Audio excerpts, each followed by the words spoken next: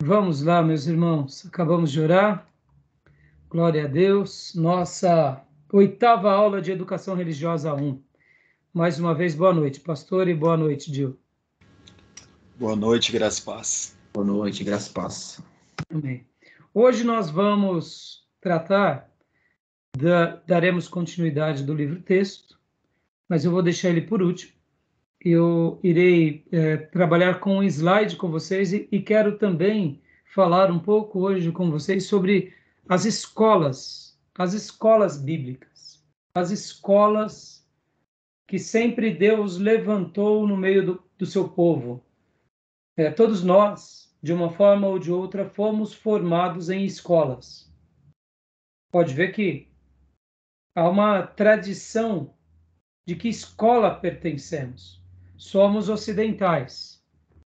E como ocidentais, temos uma influência grega e romana sobre nós. Então, eu poderia dizer que a nossa escola é uma escola latina. É uma escola latina com influência do pensamento grego. Nós somos muito mais voltados ao pensamento latino no sentido das origens, não só da língua latina, mas principalmente do povo que predominava a língua latina, que são os romanos. Eles foram fundamentados em cima do pensamento grego. Nós não somos de uma escola oriental. Pode ver a influência que tem o Oriente para o Ocidente. Então, hoje, a nossa pauta do dia, a gente vai trabalhar sobre isso. Vamos falar um pouco sobre as escolas, principalmente as escolas no Velho Testamento e no Novo Testamento. Vou dar uma pincelada. Depois nós iremos para um slide. E, por último, nós vamos para o livro-texto. Tá bom, meus irmãos?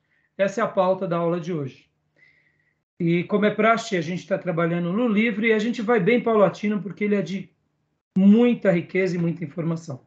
E agora eu quero ler um texto bíblico com vocês, como é costume. Quero ler um texto que se encontra em Mateus 9:9.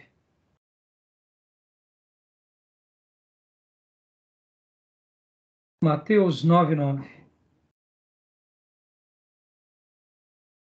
Um versículo magnífico que resume a escola pela qual pertencemos, ou pelo menos cremos que pertencemos. Não no mesmo pé de igualdade daquele que foi convidado aqui, admito, mas como sucessores dessa linhagem. Quem achou? Pode ler para nós, pastor. Saindo Jesus, viu um homem chamado Mateus sentado na coletoria e disse-lhe: siga-me. Mateus se levantou e o seguiu. Magnífico. Magnífico.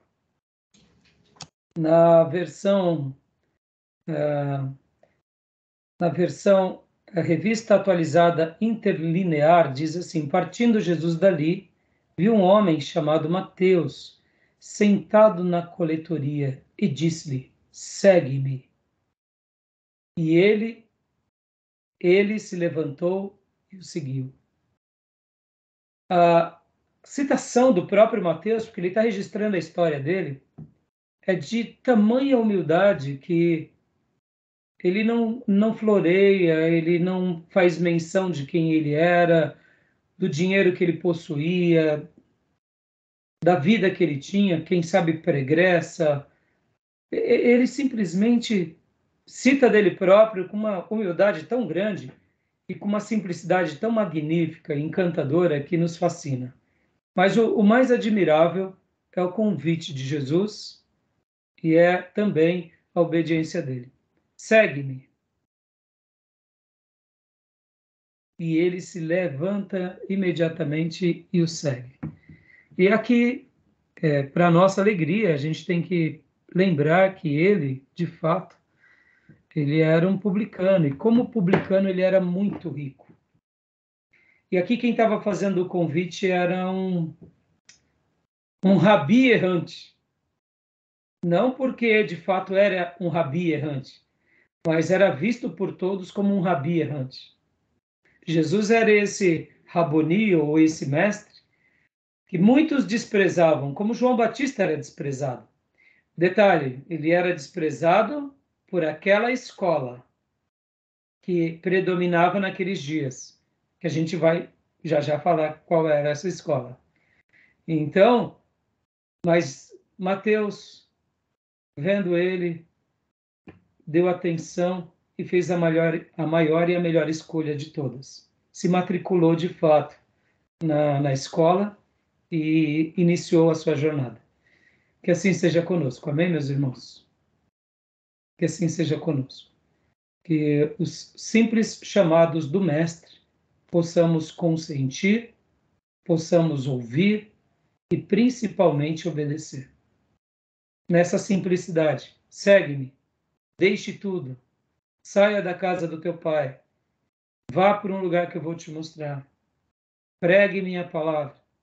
Que a gente simplesmente, ao ouvir a voz do nosso bendito Mestre, que nós possamos ter essa doce e profunda obediência. Total, plena, sem reserva alguma. Amém? Vamos lá, então, para as nossas pautas. As escolas que eu enxergo na Bíblia Sagrada. Há pelo menos algumas escolas. Eu fiz uma pequena síntese e eu não quero ser prolixo sobre esse assunto, mas eu quero somente mostrar a importância das escolas ao longo dos séculos e ao longo da revelação. A primeira escola que nós enxergamos no Velho Testamento é a escola patriarcal.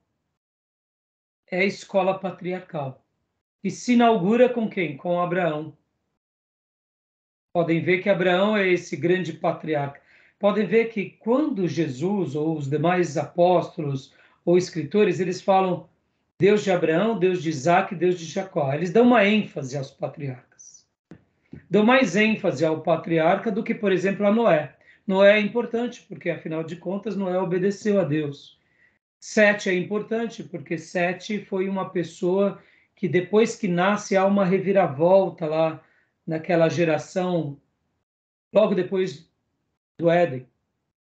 Enoque foi importante porque ele caminhou com Deus, ou seja, há personagens no Velho Testamento que foram marcantes, Abel, mas podem ver que o destaque está em Abraão, porque de Abraão nasce quem? Nasce Israel. Como domingo eu falei, a nação de Israel nasce sobre um milagre. Já pararam para pensar sobre isso? Era um ancião que obedece à voz de Deus com a sua esposa e a família, vão para um lugar.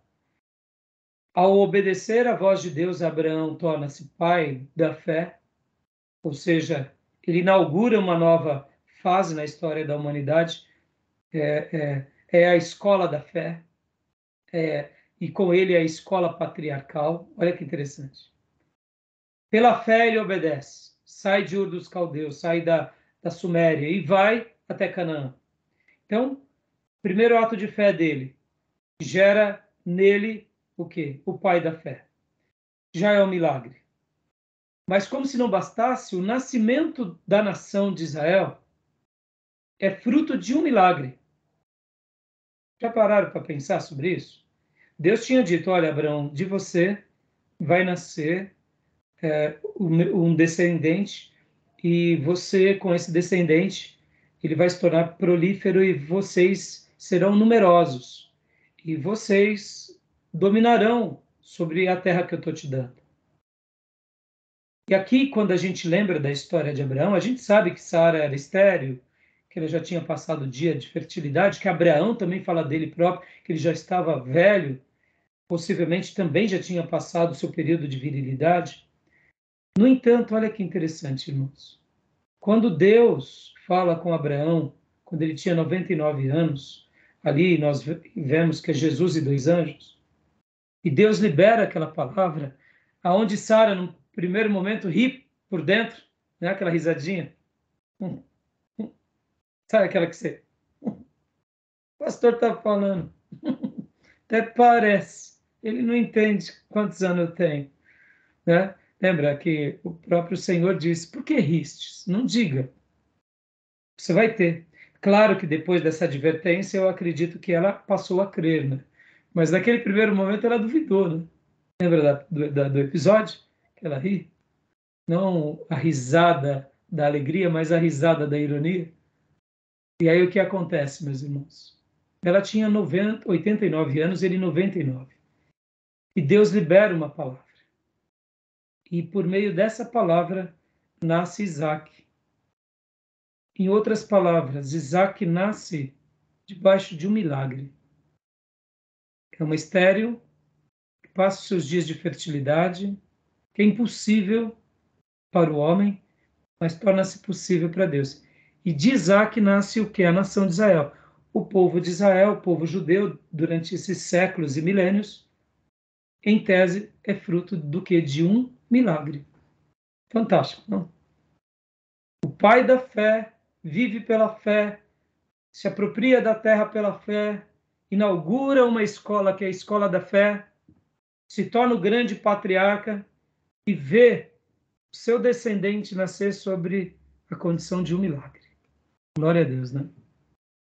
Isso é fantástico. E Deus faz assim para mostrar que Ele é Deus, é Ele que faz as coisas na nossa vida. E como se não bastasse, Abraão também tem outros filhos, tem Ismael. Depois de Sara, quando ela morre, ele tem mais filhos, leia lá Gênesis, e ele torna-se pai de muitas nações. Pai porque ele gera mesmo, tanto pelos seus dois filhos, Ismael como Isaac, mas também de outros filhos que ele teve. Ele casa-se com outras mulheres e tem muitos filhos. Ele morre aos 175 anos, cheio de vigor. Ou seja, o milagre da fertilidade nele se perdura. E ele se torna esse homem que gera muitos filhos. Ele era muito rico e abençoa muitas nações. Ele é pai da fé, é pai de muitas nações pelo lado da fé, e também porque ele gerou, ele é o progenitor de muitas nações. Extraordinário, não? Então, patriarca, a escola patriarcal. Qual era a característica da escola patriarcal? A escola patriarcal tinha uma tradição, que era a tradição oral. Ou seja, Deus se comunicava oralmente, e aquilo que Deus falava para o patriarca, ele passava para os seus descendentes e para aqueles que estavam ao seu redor. Isso é fantástico. E essa escola patriarcal vai até Jacó, para mim vai até José. Para mim, José é o quarto patriarca, ou como eu gosto de chamar, o patriarca entre os gentios. Pode ver que a função de José é que nem Paulo, é pregar para os gentios, ser luz para os gentios. E depois dos 400 anos em que Israel esteve no Egito, eles retornam. Retornam com quem? Com Moisés, segunda escola do Antigo Testamento, que é a escola mosaica. A escola mosaica, ou Moshe, como dizemos, né? E aqui Moisés, então, inicia a escola escrita.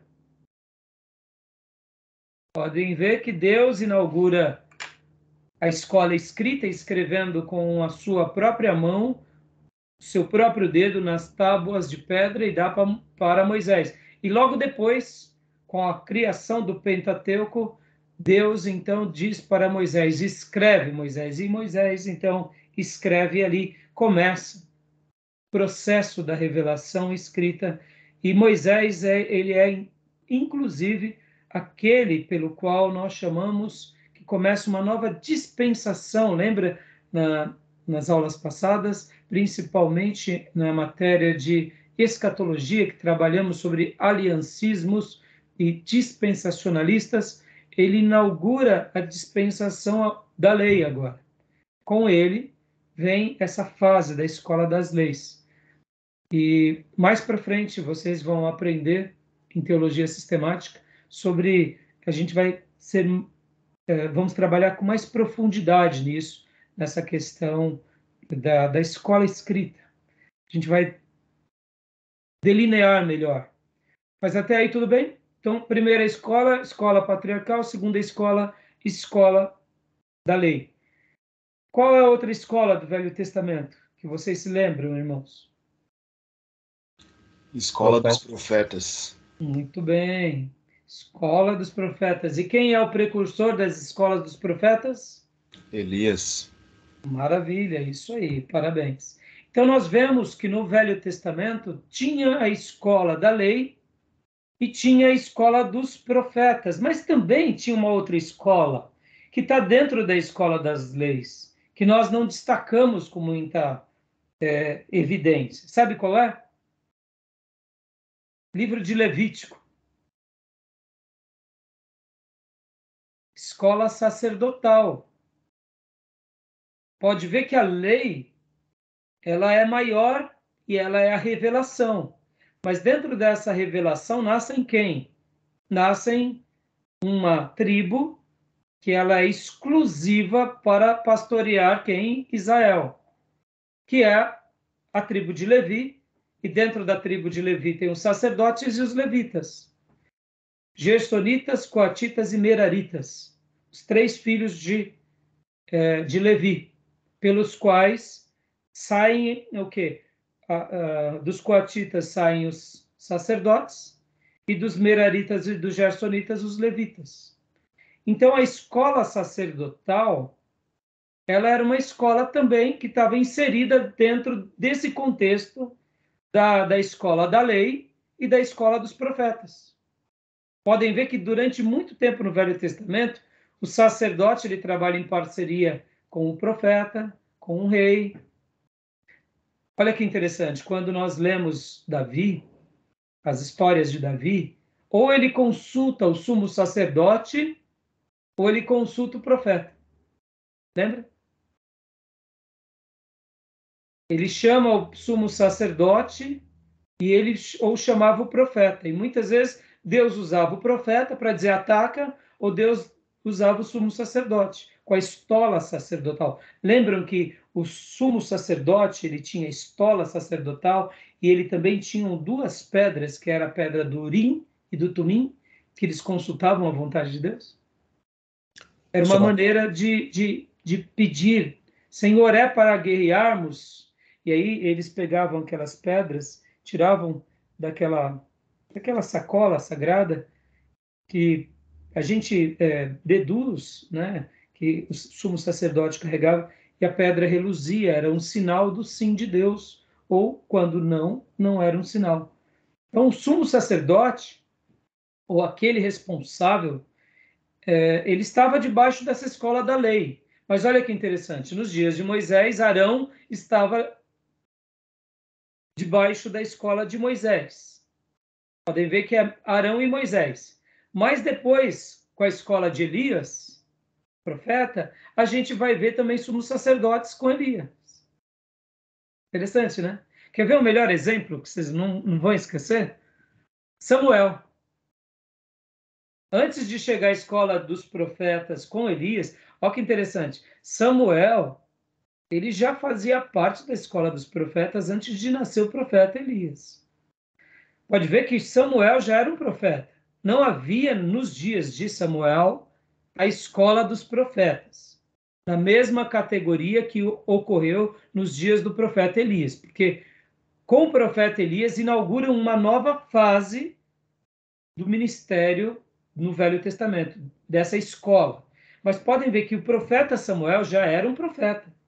Ele é discípulo de sacerdote, em tese ele é um sacerdote por filiação, ou melhor, por criação. Ele foi afiliado, né? Quem cuida dele durante toda a vida é quem? O profeta Eli. Ele era um profeta debaixo do sumo sacerdote Eli.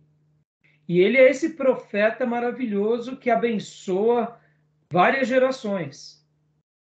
Ele é profeta, ele é discípulo de sacerdote e ele é juiz de Israel. E ele inaugura a monarquia. Olha quantas gerações passaram sobre a gestão e o cuidado de Samuel. Fantástico. Ele era um profeta que trabalhava debaixo da escola de Moisés, que era a escola da lei, que era a escola da Torá, mas juntamente com o conglomerado sacerdotal e levítico.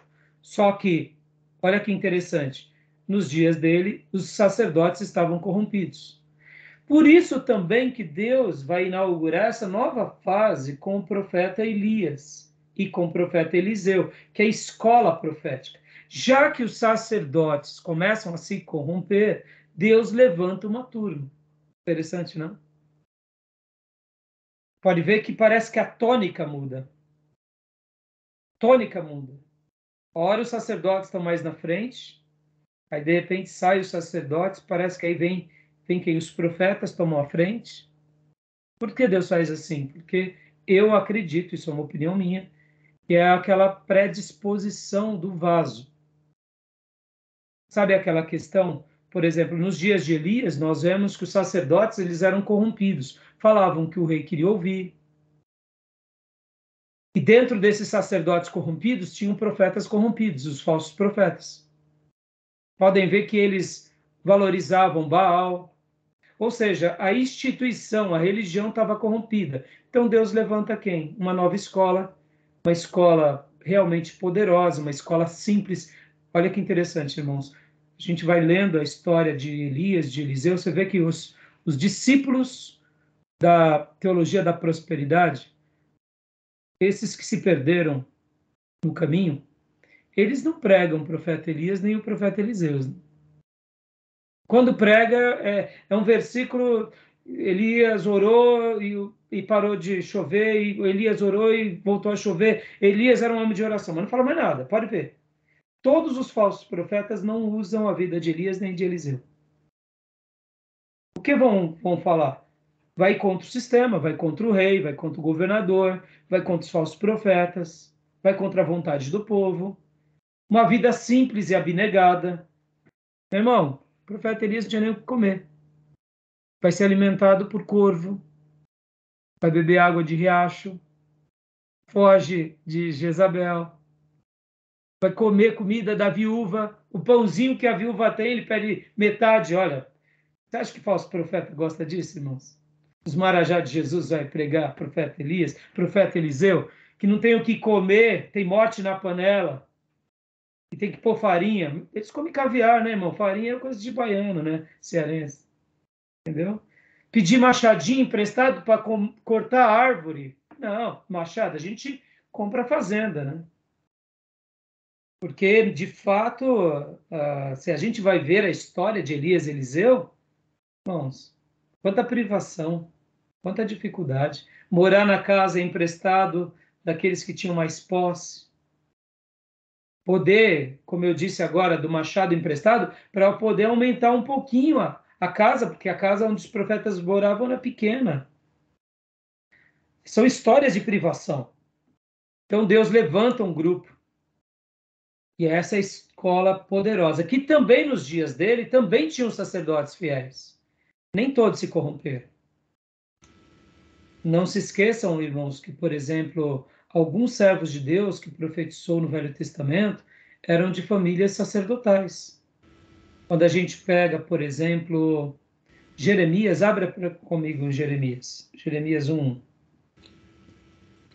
Isso que eu ia perguntar para o senhor, que os textos assim do Velho Testamento, na verdade, não trazem, parece-me, um bom retrato assim em relação aos sacerdotes, né? A grande maioria dos textos falam sobre corrupção, né, incredulidade, idolatria dos sacerdotes. Me parece, né? Infelizmente foi assim, Gil. Eles se perderam. A maioria dos sacerdotes se perderam. Mas nem todos se perderam. Entendeu? Agora, Jeremias 1, o que diz aí? As palavras de Jeremias, filho de Uquias, um dos sacerdotes de Anatote, no território de Benjamim. Opa! Filho de Uquias, um dos sacerdotes de Anatote. Da terra de Benjamim. Então, peraí. Profeta Jeremias, ele era sacerdote, de linhagem sacerdotal? Sim. Aí, o exemplo de um homem fiel. Nos dias de Esdras e Neemias, tínhamos outro sacerdote fiel, Samuel. Um outro Samuel. Então, há muitos sacerdotes fiéis também, viu? Podem ver que nos dias de Davi, muitos outros sacerdotes fiéis. Então, tinham bastante. Infelizmente, como era como se tornou o país de Israel uma monarquia, a linhagem sacerdotal acabou ficando mais cômoda ao quê? Ao serviço real. E quando houve a divisão dos reinos, tribo do norte, tribo do sul, a tribo do norte se desviou, os sacerdotes também acabaram fazendo a vontade dos reis desviados. Mas todos eram assim? Não. Pode ver que Deus levanta Elias. Irmãos, é curioso que Elias, ele inaugura a escola dos profetas, uma nova época. É como se realmente Deus criasse uma nova dispensação. Ó, vou usar agora aqui os profetas. Tá. E nós não sabemos quase nada de Elias.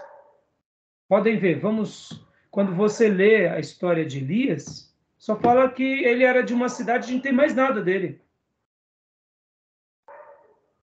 Que mais? Não tem mais nada. Mas ele inaugura essa escola. Lembra de Micaías? Também, profeta, e profetizou Josafá contra Acabe. Lembra dele? Micaías. Então, assim, é uma nova fase. Assim, como eu disse, eu não quero ser muito prolixo, mas eu quero mostrar para vocês a influência das escolas, o poder das escolas. Como foi poderoso a escola patriarcal. Pastor, talvez você fale, mas, professor, os patriarcas foram fiéis, mas os filhos de Jacó e Jacó não se desviaram. Mas tinha um José piedoso. A escola patriarcal foi magnífica. E José é o grande discípulo dessa escola. A escola da lei foi magnífica. Na minha opinião, Josué é o grande exemplo desse legado que ele traz da escola da lei e que ele põe em prática. Para mim, José, que também era da tribo de Efraim, ou seja, ele era descendente de José, ele tinha José como sua grande referência e tinha Moisés como seu grande líder. Que exemplo de homem. Caleb, a influência da escola, a influência. Eu, quando preguei aquela série de mensagens sobre o livro de Josué, irmãos, uma coisa que foi magnífico para mim foi porque é o seguinte, a geração que Deus faz com que entre em Canaã, que é a geração que eu chamei de geração de Josué e Caleb, era muito diferente da geração que saiu do Egito. Faça uma leitura no livro de Josué e note a influência de Josué e de Caleb naquela nova geração.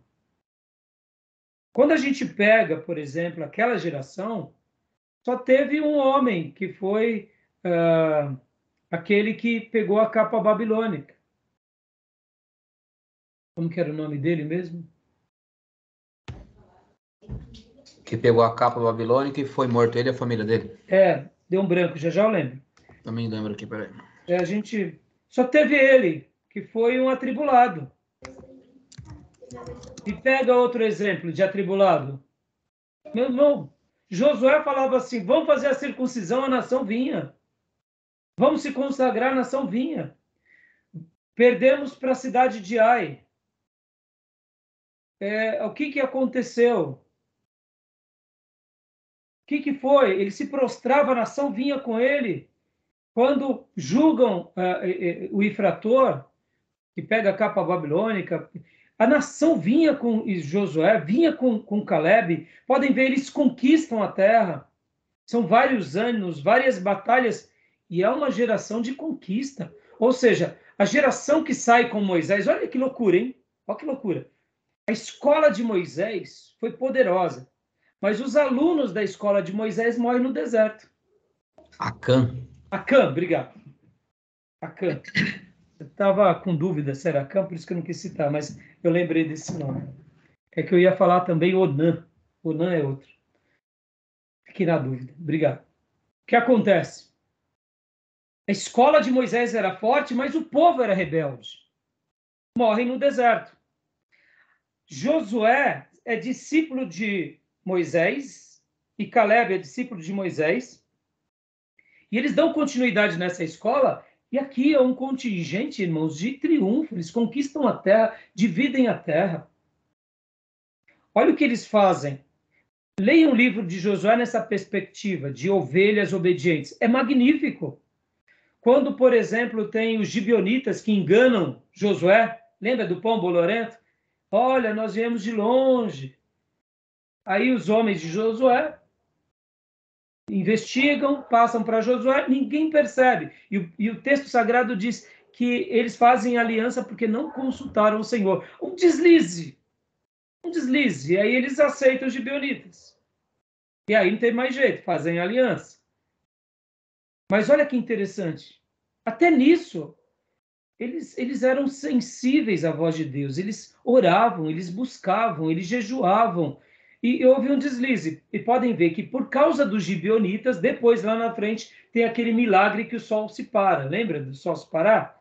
O sol se para porque Josué vai socorrer quem? Os gibeonitas. Ou seja, olha que aliança, irmãos. Era uma nova geração poderosa, totalmente diferente daquela geração que morreu no deserto. Ou seja, uma geração de murmuradores, de contendiosos, que morrem no deserto, veem os milagres, e uma nova geração que nasce no deserto e são cheios de vontade de crescer, de vencer e de conquistar a terra e conquistam. Olha que interessante, as 2,5 tribos, quando elas se afastam, que eles fazem um memorial, podem ver, olha que interessante. Eles fazem um memorial na divisão do Rio Jordão, e quando eles fazem esse memorial, as 9,5 tribos se reúnem para contra-atacar as 2,5, porque eles estão achando que eles fizeram o quê? Um memorial para cultuar um outro Deus, ou seja, para se dividir. Olha só que interessante ali. Quem é que vai lutar por eles? São os sacerdotes. Quem vai resolver a causa não foi Josué. Depois dá uma olhada lá no texto. Quem vai resolver esse pleito foram os sacerdotes. Ou seja, era uma demanda pastoral. Foram conversar com as 2,5 tribos e com os líderes. Josué era esse líder tão poderoso, tão cheio de clareza, mas ele tinha o quê? Quando era uma questão, uma demanda pastoral, é o pastor que resolve. Eu sou líder da nação, eu sou o guerreiro, mas eu não sou o pastor, eu não sou da tribo de Levi, sou da tribo de Efraim. Olha que fantástico. E podem ver que quando eles se reúnem, e aí as 2,5 tribos conversam e dizem, não, nós fizemos isso não para se dividir, nós fizemos isso para nos unir, para que no futuro, quando disserem, da onde vocês vieram, vamos dizer, nós viemos daqui, porque foi assim que Deus fez. Aí todo o embrulho caiu por terra, porque pastores tomaram a frente, sentaram, conversaram, e as barreiras caíram por terra. Olhem o livro de Josué, é um livro de conquista, do começo ao fim, irmãos, é fantástico. Ou seja, a escola de Moisés teve um contingente de pessoas rebeldes, mas ainda Deus foi cuidando, e na mesma escola de Moisés, agora Deus levanta um novo contingente de vencedores, que é com Josué. Extraordinário, não? E assim vai. E aí Deus depois levanta também, como eu disse, a escola do profeta Elias.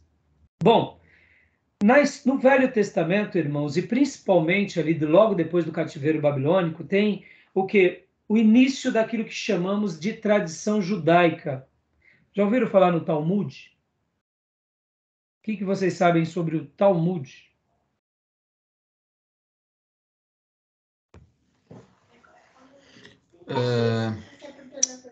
Eu não sei nada. Não, eu já ouvi falar, agora eu tô com dúvidas se era... Eu já ouvi falar, mas não tenho nenhuma informação. Talmud, que o significado é discípulo? O significado eu não me Talmud. recordo agora. Uhum. Deve ser, mas eu não sei te dizer e afirmar. Mas, irmãos, eu faço as perguntas não para constrangê-los, jamais, tá? É porque, de repente, vocês sabem de alguma coisa, aprenderam de alguém, né? Sim. Como, por exemplo, você falou que o significado é discípulo, eu não lembro do que significa, realmente. Eu talvez nem aprendi, senão eu saberia. Mas, então, só explicando aqui para vocês. O que é a Talmud? Quando eu aprendi sobre, quando eu via nos dias de seminário, porque no Talmud diz, o Talmud eu achava que era uma pessoa. Talmud não é uma pessoa, é uma escola rabínica. Dentro do rabinato, é uma escola, são pensamentos. seria uma denominação, para ter uma correspondência para nós. É uma linha de pensamento. Assim como existia a escola da tradição religiosa, daqueles que seguiam o Talmud, também existia a escola, por exemplo, do Pesher, que é uma outra linha de rabinos e de pensamentos judaicos. Entendeu? Então, logo depois do cativeiro babilônico, começam a surgir as tradições e surgem escolas. E essas escolas, elas vão, eu diria, criando suas tradições e vão se solidificando. E podem ver que nos dias bíblicos, nós vemos pelo menos 2 grupos fortes que costumavam seguir tradições judaicas. Quem são eles? Os fariseus, não são? Fariseus e saduceus? Sim, fariseus e... Saduceus. Exatamente. No Novo Testamento vai falar também de um terceiro grupo, que são os escribas. Mas o Velho Testamento cita escribas, irmãos? Desculpa, não ouvi. No Velho Testamento cita escribas? Eu não me recordo. Então, há uma breve citação. Esdras era um escriba. O que era a função do escriba? Literalmente era aquele judeu, aquele líder que cuidava da lei, fazendo as cópias. Ele era uma pessoa que conhecia muito bem, que sabia muito bem, que tinha essa responsabilidade. Porque imagine, irmão, você passar isso para um sacerdote desviado. O que não iria acontecer com a Bíblia? Poderia ser alterada. Então, o escriba era um desses sacerdotes ou levitas ou dessas pessoas separadas para realmente cuidar de toda a parte da lei, fazer leituras, explicar, trabalhar em consonância, em concordância com os levitas e com os sacerdotes. Então, no Velho Testamento é citado os escribas, mas poucas vezes. Já no Novo Testamento a gente vê esses grupos, escribas, fariseus e também saduceus. Percebam que era uma nova escola. Era a escola do Velho Testamento que foi mudando e se tornou agora a escola que formava os novos religiosos nos dias do Novo Testamento. E aí vem Jesus. Um pouco antes de Jesus vem João Batista, que não dá nem para a gente chamar ele de uma escola, ele é uma voz que clama no deserto. Ali a gente já vê que é, vamos dizer assim, o arauto da escola de Jesus. Ele era só essa voz que preparou o caminho. Para quem? Para Jesus. Qual era a escola de Jesus, irmãos? Como que a gente pode chamar a escola de Jesus? Eu apelidaria de uma forma. Como que vocês poderiam chamar a escola de Jesus? Escola do Pai. Escola do Pai. O que mais? Pode chutar. Aqui é chute, não tem problema. Escola da Galileia.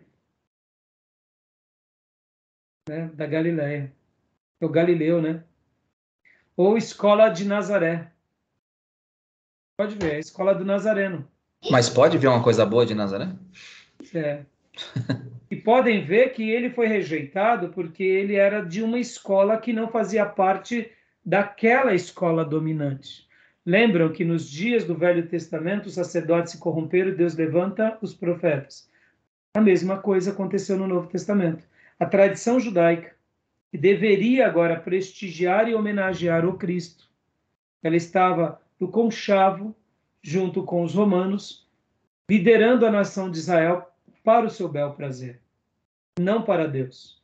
Podem ver que um pouquinho antes do Novo Testamento, temos os essênios, que era uma outra escola também, de grupos que se rebelaram do templo e foram viver no deserto, principalmente ali em Qumran. Era uma outra escola. Percebam, irmãos, a influência das escolas, como é poderoso as escolas. E como é poderoso, muitas vezes, você pertencer a uma boa escola. Mas também como é importante você também se desprender de algumas escolas. Porque no Novo Testamento, aquilo que era, como Jesus disse aos fariseus, se vocês fossem discípulos de Moisés, vocês creriam em mim. Se vocês fossem filhos de Abraão, vocês me ouviriam. Ou seja, Jesus faz as suas denúncias, faz as suas críticas, faz os seus confrontos. Podem ver que os discursos mais duros de Jesus é Mateus 23, ele falando contra quem? Contra os líderes religiosos, hipócritas. Ai de vós. E ali faz várias sentenças e vários ais de sentenças, praticamente já profetizando a destruição deles, porque eles conheciam a verdade e deturpavam a verdade. É claro que também, fora essas escolas que eram as dominantes, também tinham dos herodianos, tinham outros grupos, como, por exemplo, grupos de zelotes, que eram revolucionários, que tinham também características de ideologias, mas não era propriamente dito uma escola. Por exemplo, Paulo era da tribo de Benjamim, fariseu de fariseu, ou seja, ele era da linhagem da história do colégio, formado aos pés de quem? De um dos maiores líderes dos seus dias, que era Gamaliel. Ou seja, Paulo tinha as credenciais da escola do pensamento judaico daqueles dias. Jesus não. Jesus era da escola do Pai, era da escola da Galileia, era da escola de Nazaré, era da escola do caminho. Lembram que chamavam do caminho, aqueles que dizem que é do caminho. Então, por que eu estou falando isso, irmãos, para a gente fechar aqui? Porque essa escola, que é a escola do Nazareno, nascem duas outras escolas, que é a escola de Jerusalém, da igreja de Jerusalém, e da igreja de Antioquia da Síria, que evangelizam o mundo. E aqui estamos. Eu diria que somos mais fruto de Antioquia da Síria do que de Jerusalém. Porque a igreja de Jerusalém foi essa igreja principal que leva o evangelho para todo o canto, inclusive para Antioquia da Síria. Mas é a igreja de Antioquia da Síria, sobre a influência de Barnabé e Paulo e de Silas, que pregam o evangelho no mundo, e aqui estamos para a glória de Deus. Escolas, irmãos, escolas. A influência de escolas. E se eu fosse entrar nos detalhes sobre as escolas, aí a gente vai entender um pouco mais, por exemplo, a influência ao longo dos séculos, a influência da escola alexandrina, a influência da escola medieval, a influência da escola da Reforma. Notem, são escolas, são escolas. Deus cria denominações, que com as denominações nascem escolas. Como é importante. E hoje vocês estão aqui, participando de uma escola que, na minha opinião, está totalmente voltada à tradição batista, renovada, mas voltada também para essa escola, eu diria, reformada. Um mix, né, de tradição, de contextualidade, que tem essa origem, que, na minha opinião, tem tudo a ver com a escola da Reforma. E como é bom poder participar disso. Por que eu falo tudo isso, irmãos? Porque a escola, ela não é tudo em nós, podem ver. Jesus, ele não veio da escola dominante, mas ele inaugura uma escola dominante. Nem sempre faremos parte de uma escola dominante, mas podemos contribuir de uma forma poderosa no reino de Deus com a escola de onde Deus nos formou. E essa ideia de escola, ela é muito forte. Podem ver que até hoje, irmãos, talvez vocês não percebam isso com os mesmos olhos que eu, porque, por exemplo, quando eu pego, por exemplo, e vou ver a biografia, ou pelo menos os diretores de uma empresa, não sei se vocês já notaram isso. Peguem qualquer multinacional que vocês gostam. Vocês vão ver que quase todos os CEOs, CFOs, e aí todos os líderes vêm de escolas federais. Formado na USP, ITA, Unicamp, e aí vai. Aí é formado na Universidade do Rio, é formado nos melhores lugares. Aí depois fazem um MBA lá fora, em Londres, na América e tal, fazem mestrado, doutorado, mas a formação deles. Quando a gente pega, por exemplo, aqui, nós não acompanhamos, isso não faz parte do nosso dia a dia. Quando a gente vê, por exemplo, os políticos a gente não olha de onde eles se formaram, a gente nem percebe. O que está mais em jogo é a família. Mas quando a gente vai olhar essa questão de empresas, de diretores, banqueiros e tal, tirando a questão da família, porque, querendo ou não, quem nasce numa família, como é a família do pessoal do Itaú, do Bradesco, já tem credenciais, mas você vai ver que a formação deles são em certas escolas. Pastor, por quê? Porque a escola tem uma tradição, irmãos. Só para vocês terem uma ideia, os presidentes americanos, quase todos passaram por Harvard. Quase todos. É uma exceção aqui, outra colar. Por quê?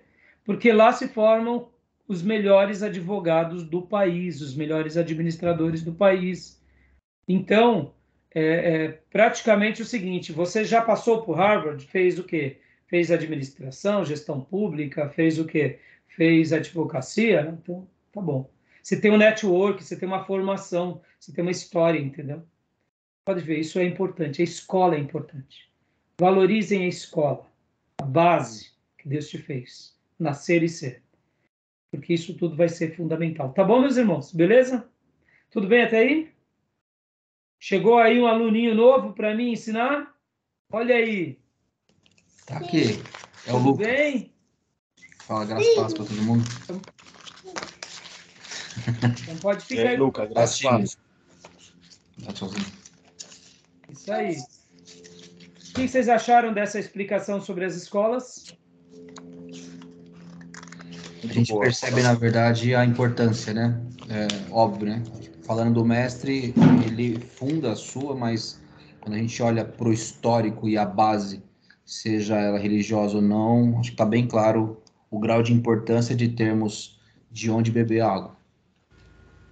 Isso aí, pastor. E eu fiz questão de trabalhar nessa ideia, porque a gente lê um texto de Mateus, né? Vem e segue-me. Feliz foi ele que seguiu o mestre. Nós seguimos o mestre. E é importante a gente também saber qual é a nossa escola. Como teologia? Sim. Como livro? Como igreja? Qual é a nossa escola? Quem são os nossos referenciais? Onde a gente bebe a nossa água? Onde a gente aprende? Entendeu, irmãos? Eu, particularmente, irmãos, eu amo as igrejas históricas. Eu tenho um carinho enorme por todas elas. Mas, assim, o pessoal reformado, para mim, foi um dos maiores presentes de Deus na minha vida, logo depois que eu saí do seminário. Por quê? Porque eu vi o amor que eles tinham pela palavra.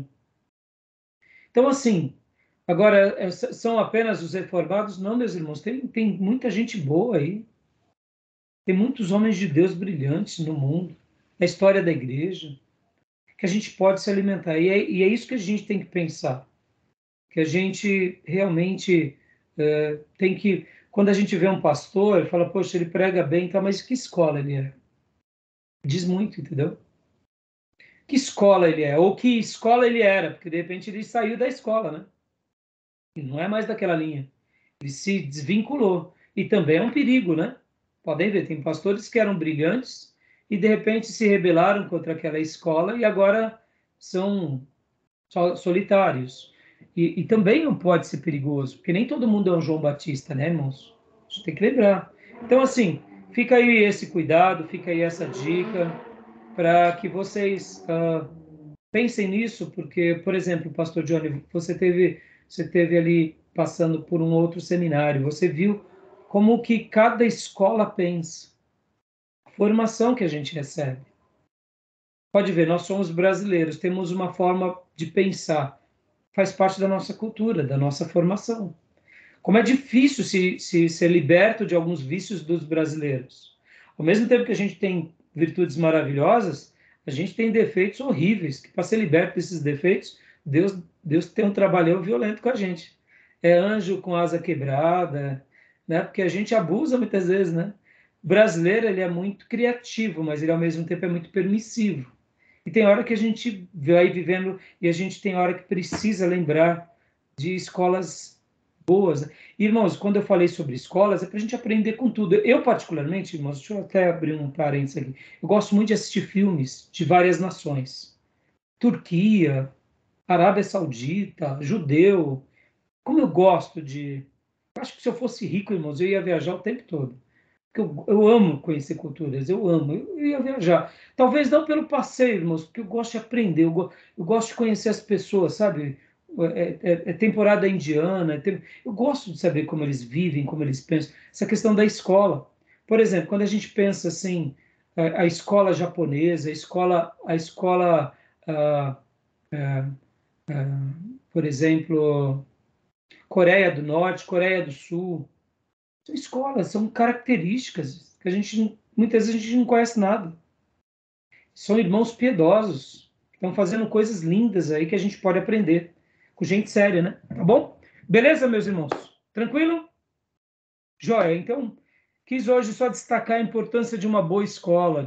E aqui, para nós, isso também, até para eu concluir, irmãos, a manutenção nessa escola, a minha contribuição na formação de novos discípulos naquela escola.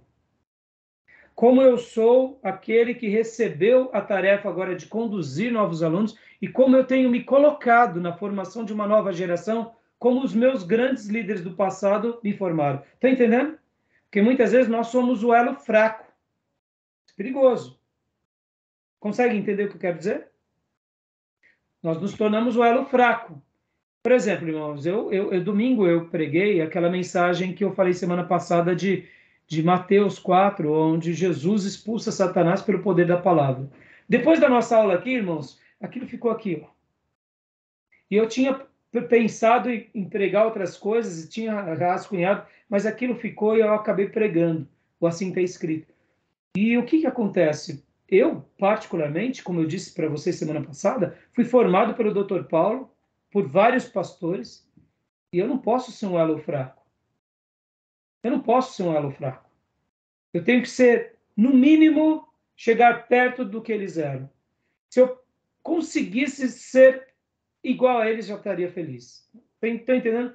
Para poder manter, para passar por uma nova geração, para deixar uma nova geração forte, ou quem sabe melhor do que eu fui, entendeu? Se Deus me desse a graça de ser mais proeminente, tem problema. Mas nunca ser, sabe, o elo fraco. Pense, irmãos, são os elos fracos que deturpam a fé na denominação, no ensino, entendeu? É o elo fraco. Como que você acha que os sacerdotes se corromperam? É o elo fraco.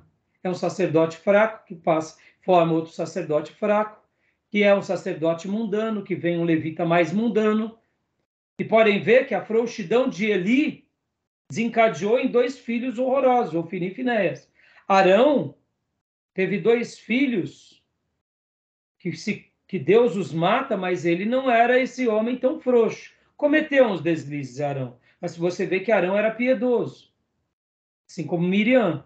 Arão teve 4 filhos, e desses 2 eram corruptos. Olha que perigo. Imagina, irmãos, a responsabilidade. A responsabilidade que dá na nossa igreja. Que tipo de igreja a gente está deixando? Que escola dos céus a gente está plantando?